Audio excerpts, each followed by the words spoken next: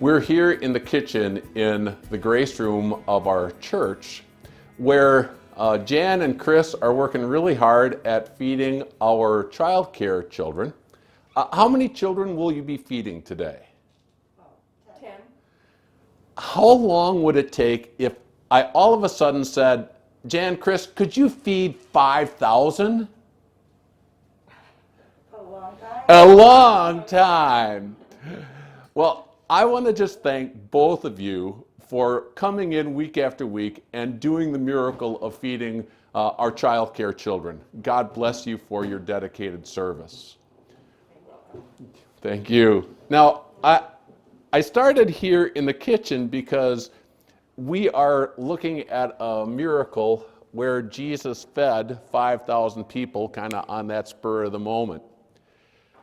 What's interesting is the feeding of the 5,000 is the only miracle other than Jesus' resurrection that is recorded in all four Gospels.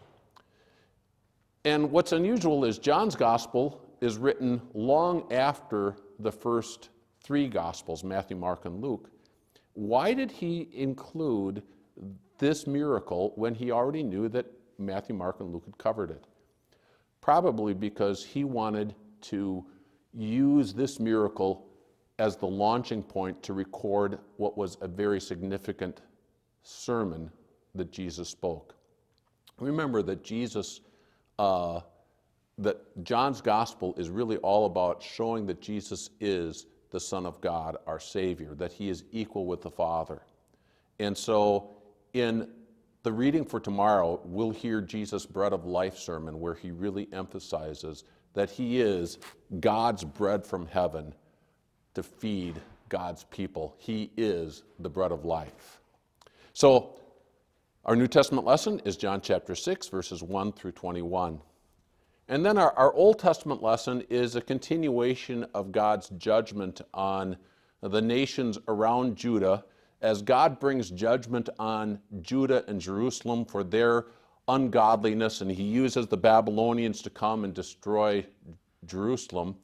God then also speaks to the nations around Jerusalem and forewarns that God's judgment is going to come on them. Now, this is kind of dry stuff to read, but I thought it might be helpful for you just to see where are these places.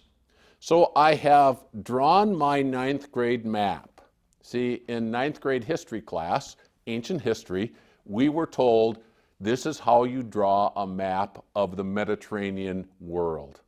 So here's Egypt with the Nile, and here's the Dead Sea and the Sea of Galilee and the Jordan River. And this is the Promised Land, Jerusalem, Judah.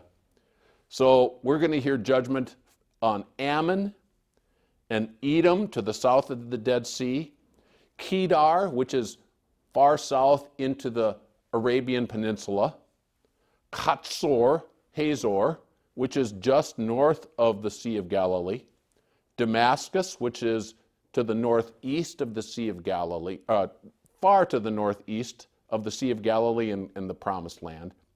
And then Elam, the last one that's mentioned, is way over here. Here's the Persian Gulf and the Tigris and the Euphrates. Babylon is right here. Elam and Persia would be the nations that eventually would come and destroy Babylon, but God speaks words of judgment on Elam as well. So it's just helpful sometimes just to get a picture of where are all of these places. And just remember that the God that we worship is the God who is not only concerned about us, but he's concerned about the world. And he is not only the God who can control our lives, but he controls the world. Isn't that a comforting thing to remember as we live through some kind of tumultuous times right now? Our God is in control. So enjoy reading John chapter 6. The miracle of the feeding of the 5,000. God can take care of us. And then Jeremiah 49, where God also rules the world.